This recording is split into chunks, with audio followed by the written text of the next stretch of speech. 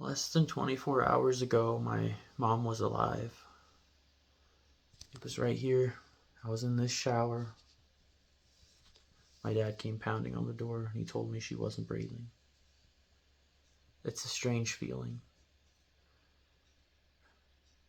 Yesterday morning, she was already apart from us, and yet her toothbrush was still by the sink. Her water bottle with her name written on the lid, still in the fridge. Her phone still sitting on the stand exactly where she had last set it, as if everything was frozen in time, waiting until someone else would be inevitably forced to be the ones to have to move them. Someone that wasn't her. Maybe a goodbye and a hug would have made this just a little bit easier. Maybe. It's too hard not to let your mind think, what if I had done this yesterday or not done that, and just maybe things would have played out just differently enough that she would still be here. I don't know why God said it was her time, but that much is what I do know. God did call her home, and while it doesn't make sense just yet, I'm trusting God with all my heart, knowing that this was for a very specific reason, meaning that good will come out of this. Beauty for ashes, right? And provide for those who grieve in Zion, to bestow on them a crown of beauty instead of ashes, the oil of joy. Instead of mourning, in a garment of praise, instead of a spirit of despair, they will be called oaks of righteousness, a planting of the Lord for the display of his splendor. Isaiah 61:3. You know what my dad told us yesterday? He said that my mom had recently told him that what I've been posting on Facebook has been bringing her closer to the Lord. I don't even know what to say. And she had been telling me several times lately how good my messages were and how powerful they are. And I mean, I don't think I can take too much credit, as I'm just saying what I feel the Lord is leading me to. But hearing that, yeah, that's bittersweet. I didn't even want to post on Facebook. I didn't want to post anywhere online. But God said move, so I moved.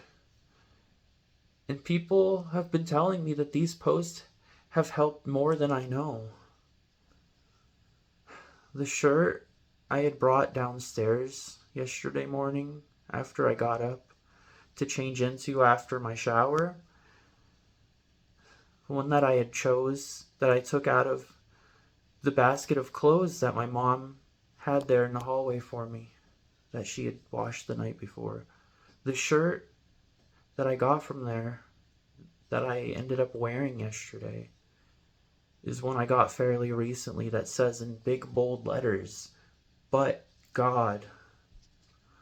I couldn't have known it when choosing that shirt, but even that is probably another coincidence that is too big to actually be a coincidence. This day was filled with far too many coincidences that are way too specific to actually be coincidences. But God speaking. God is speaking. Are you listening? God is with the brokenhearted. Are you leaning closer to him or pulling farther from him? The righteous cry out, and the Lord hears them. He delivers them from all their troubles. The Lord is close to the brokenhearted and saves those who are crushed in spirit. The righteous person may have many troubles, but the Lord delivers him from them all. He protects all his bones. Not one of them will be broken. Psalm 34:17-20. I don't really know what to do now, other than keep my eyes on God and don't look back like Lot's wife. And to not worry about tomorrow, because tomorrow will have its own troubles. Therefore I tell you, do not worry about your life, what you will eat or drink, or about your body what you will wear. Is not life more than food, and the body more than clothes? Look at the birds of the air. They do not sow or reap or store away in barns, and yet your heavenly Father feeds them. Are you not much more valuable than they? Can any one of you, by worrying, add a single hour to your life? And why do you worry about clothes? See how the flowers of the field grow. They do not labor or spin.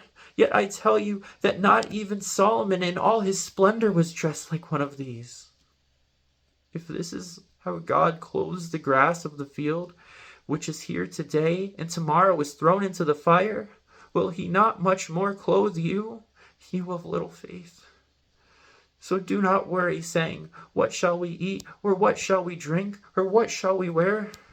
For the pagans run after all these things, and your heavenly Father knows that you need them. But seek first his kingdom and his righteousness, and all these things will be given to you as well. Therefore, do not worry about tomorrow, for tomorrow will worry about itself. Each day has enough trouble of its own. Matthew 6:25 through 34. I love you, Mom. I'll see you soon. You are finally home where you belong, your true home in heaven with Jesus. When I got in the car last night and turned on the radio, the song that was playing was I Will Rise by Chris Tomlin singing, and I will rise when he calls my name. No more sorrow, no more pain. I will rise on eagle's wings before my God, fall on my knees and rise, I will rise.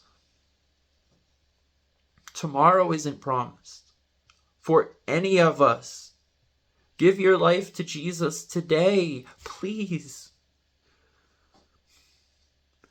As God's co-workers, we urge you not to receive God's grace in vain. For he says, in the time of my favor I heard you, and in the day of salvation I helped you. I tell you, now is the time of God's favor. Now is the day of salvation. So, I've mentioned some of the things that are so clear to me that God was speaking through. And there were so many more. It just felt like I just kept getting so many confirmations, so many signs of just God saying it's gonna be okay. There's so much that I would need to make several videos to really fully explain it all. But just last night, one of my friends even told me, she was like, I actually prayed for God to fill your day with signs of you telling him, comforting him, letting him know it's okay.